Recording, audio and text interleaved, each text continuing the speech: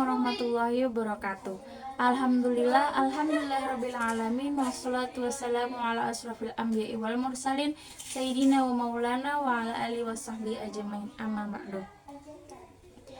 Kita panjatkan puji beserta syukur kita atas kehadirat Allah Subhanahu wa Ta'ala yang telah memberikan kita rahmat, hidayah serta inayahnya sehingga kita dapat menikmati nikmatnya sehari-hari. Salawat serta salam tak lupa kita haturkan pada junjungan Nabi besar kita, Nabi Agung Muhammad Sallallahu Alaihi Wasallam, yang selalu kita nantikan syafaatnya di yaumul akhir nanti. Kepada kesempatan, waktu, dan tempat pada kali ini saya akan menyampaikan sedikit kultum singkat yang berjudul Ahlul Quran, atau siapakah Ahlul Quran itu? Pada hakikatnya, orang-orang yang beriman kepada Al-Quran ialah Ahlul Quran. Sebagaimana Rasulullah SAW menyuruh kepada orang-orang yang beriman untuk sholat witir setiap malam. Dengan kalimatnya, ya tiru ya Ahlul Quran, yang artinya, sholat witirlah kalian, wahai orang-orang yang beriman. Dari sebuah hadis, Anas bin Malik radhiyallahu an berkata bahwa Rasulullah SAW bersabda, ia berkata, sungguhnya Allah memiliki keluarga di antara para manusia. Para sahabat pun bertanya, siapakah mereka wahai Rasulullah? Maka Rasulullah pun menjawab, mereka ialah Ahlul Quran. Mereka adalah keluarga Allah dan orang-orang pilihannya. Hadis riwayat Ibnu Majah. Selanjutnya, klasifikasi manusia berdasarkan intensitas interaksinya bersama Al-Quran. Allah berfirman dalam Quran surat Fatir ayat 32 yang artinya, kemudian kami wariskan kitab ini pada orang-orang pilihan kami, kepada hamba-hamba kami yang menganiaya diri mereka sendiri, kepada mereka yang di antara mereka ada yang berada di pertengahan, dan di antara mereka ada pula yang lebih dulu berbuat kebaikan atas izin Allah. Sesungguhnya hal ini merupakan suatu karunia yang sangat besar. Manusia diklasifikasikan berdasarkan intensitas interaksinya bersama Al-Quran. Yang pertama, ada dolimul linafsi. Mereka ini adalah orang-orang yang menganiaya diri mereka sendiri. Mereka tidak memanfaatkan Al-Quran sebagai petunjuk hidup, bahkan mereka melanggarnya. Yang kedua, ada muktasyid. Muktasyid ini adalah orang-orang yang sudah melakukan atau beriman kepada Al-Quran, tetapi bahasanya mereka tidak konsisten atau masih meninggalkan beberapa amal yang dianjurkan. Kondisi mereka ini sewaktu-waktu bisa membahayakan, namun di waktu yang lain bisa pula menguntungkan.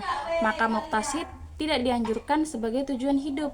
Yang ketiga, ada sabiqun bil khairat. Sabiqun bil khairat ini adalah orang-orang yang sudah memanfaatkan Al-Quran sebagai tujuan hidup, yang memanfaatkan waktu mereka sebaik mungkin untuk beramal, berbuat baik, dan beriman kepada Al-Quran.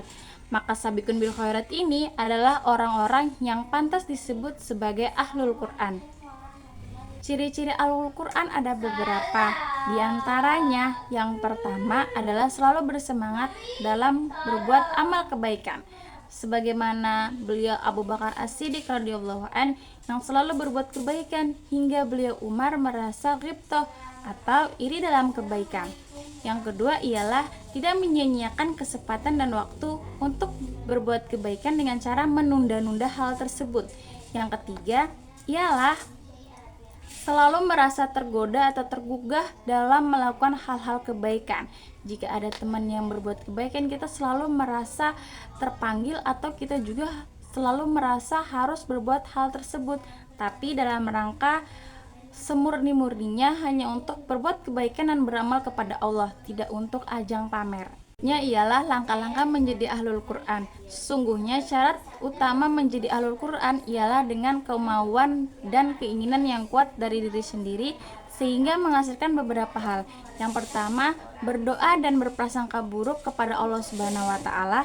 Yang kedua, menjadikan Al-Quran sebagai agenda utama hidup keseharian kita. Yang ketiga, mentadaburi dan memahami dan benar-benar menjadikan Al-Quran sebagai rujukan berbagai aspek di kehidupan kita. Dan yang keempat, menyebarkan fikrah Al-Quran dengan menghafalkan, mengajarkan, dan juga memahamkan isi Al-Quran tersebut. Sebaik-baik Ahlul Quran ialah Rasulullah Shallallahu Alaihi Wasallam. Begitu besar perhatian beliau terhadap Al-Quran. Jika kita ingin mendapatkan contoh nyata atau bukti nyata bagaimana peran beliau yang begitu besar terhadap keterkaitannya dengan Al-Quran, kita bisa membaca sirah-sirah Nabi, kisah-kisah beliau Nabi Muhammad SAW, dan kita akan mendapatkan bukti-bukti di sana. Begitu besarnya keterkaitan dan interaksi beliau dengan Al-Quran hingga beliau mendapatkan julukan sebagai Al-Quran Al-Hayy atau Al-Quran yang hidup dan berjalan di tengah-tengah manusia. Ada beberapa amanah dari kultum yang saya sampaikan pada waktu ini, dimana di saat kita masih di umur sekarang, di waktu yang masih muda dan masih mempunyai waktu yang panjang di dunia ini, insya Allah kita harus banyak mempelajari Al-Quran, mentadaburi dan memahami makna-makna yang ada di dalam Al-Quran sebagaimana template Al-Quran yang menjadi pedoman dan tujuan hidup manusia. Kita harus mempelajari dengan dalam petunjuk-petunjuk yang ada di sana yang bisa merubah hidup kita menjadi lebih baik dan benar.